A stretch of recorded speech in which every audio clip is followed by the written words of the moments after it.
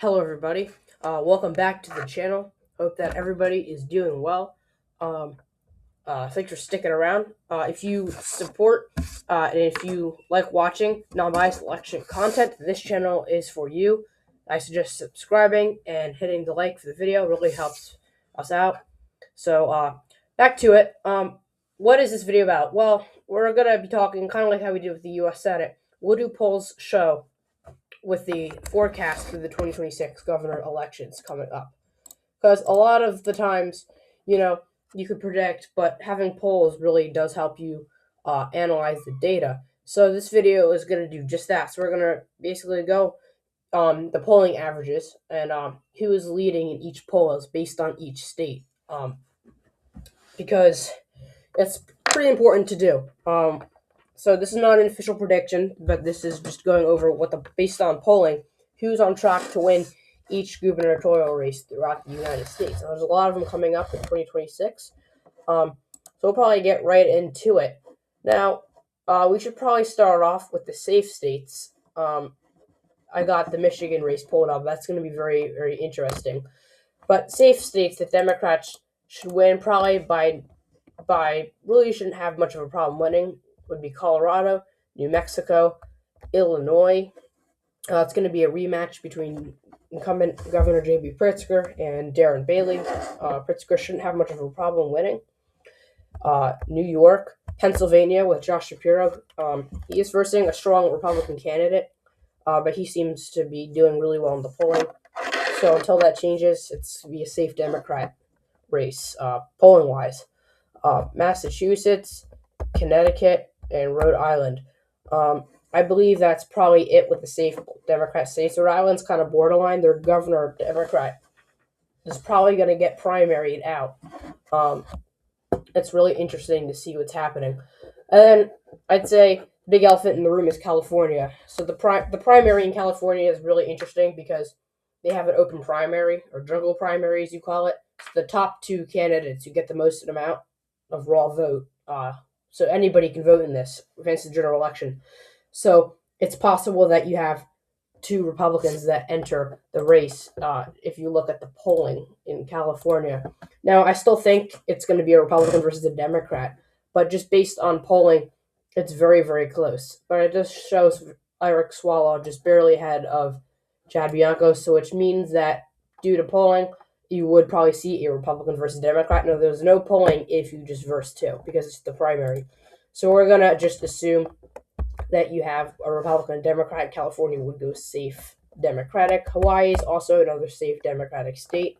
Minnesota, again, that'll end up going safe with Amy Klobuchar now running as the Democrat nominee. She shouldn't really have any problem running. Maryland, another safe Democrat state with Wes Moore. That should probably be about it. I don't think Maine will end up being safe. I think it'll end up being likely Orleans based on polling. But that's basically how I see it as of now. Now let's go on to the safe Republican states. You have Idaho, Wyoming, South Dakota, Nebraska, Oklahoma, Arkansas, Tennessee, Alabama. I don't think Tommy Tuberville really has much of a chance of losing this race. South Carolina and Florida, Vermont, and New Hampshire.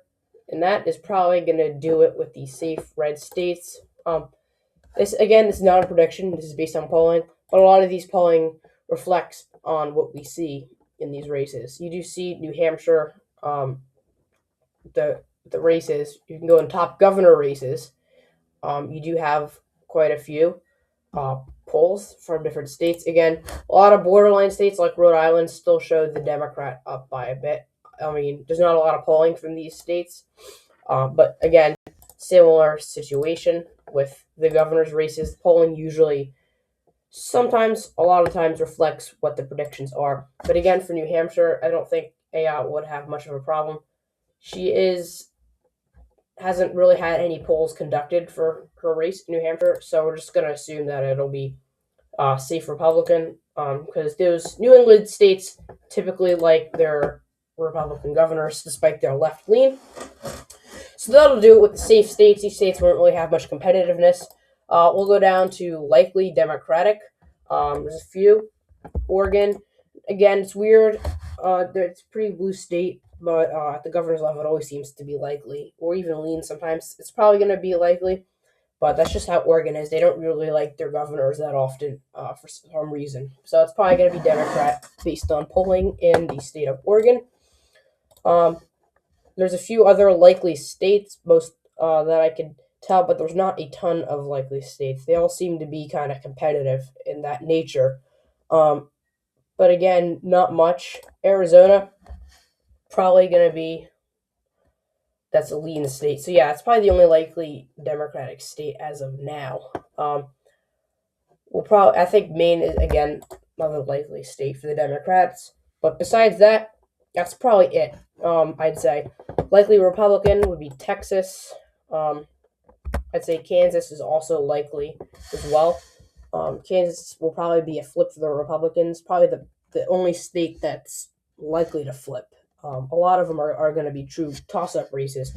But according to polling, Republicans should definitely flip Kansas.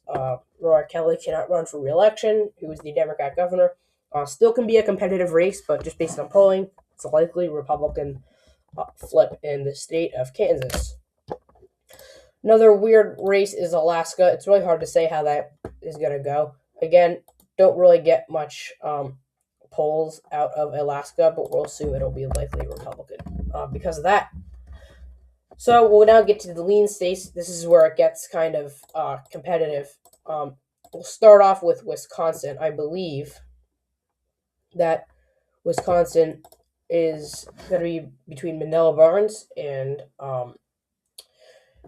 Tom Tiffany. Again, not a ton of polling. Unfortunately, these are mainly primaries. However, there are some polls that do show Barnes ahead by a few points. So, lean race, just based on polling. Again, not a ton of data out of Wisconsin as of now, but that's probably going to be lean Democratic. Another state I'd say is going to be very competitive would be in the lean column is Arizona. Katie Hobbs is probably up around by 1 or 2 points. So, according to polling, she will hold the seat for the Democrats in Arizona. Besides that, probably isn't much other lean Democrat states as of now. So we'll probably move on to lean Republican states, if I had to guess. We'll start with Georgia. It's mainly just shows the primaries currently. Unfortunately, there's not a ton of polling out of Georgia. However, some polls do show the Republican up ahead by a few points. You'll probably see Jackson end up winning the primary. I thought Carr would have had a higher chance since he's the Attorney General, but doesn't really seem to be getting much momentum. Seems like Jackson is kind of running with the primary, but probably based on polling, Georgia will probably go to the Republicans by a few points. Similar situation with Iowa. Rob Sand is definitely posing a threat for the Republicans. They're definitely going to invest a lot of money to prevent this seat from flipping, but time will tell how that is going to end up going. You also have a Republican incumbent, Joe Lombardo, in Nevada. He's currently up ahead by 1 to 2 points based on polling, so that he'll be able to hold that seat for the Republicans. That's basically what it shows currently. Now we'll move on to Ohio and Michigan, 2 races that'll definitely end up being races to watch. Usually polls show states, typically like Ohio, Democrats start off pretty strong, and then it kind of fades at the end. Republicans end up winning the state. This is only tilt Republican, but since we're still on leans, you do show a 3-way race between Congressman John James and Secretary of State Jocelyn Benson and independent mayor of Detroit, Mike Duggan. You see, very competitive. James is ahead by around 3 points. So this is probably going to be the most, in my opinion, competitive race out there for the 2026 midterms. But based on polling, you do see Republican John James in the lead in the state of Michigan. And then, as we mentioned earlier, Ohio is only tilt Republican. This is another state where Republicans are definitely going to put in a lot of money to prevent this state from flipping. They definitely don't want to see that happen. But just based on polling, this is what the United States looks like for the upcoming governor's elections. Let me know down in the comments what you think. What states usually have flawed polling? What states usually do you think will go a different way? Do you think this lines up with what your predictions have? Let me know down in the comments what you think. Again, thank you for watching, and I hope to see you in the next video.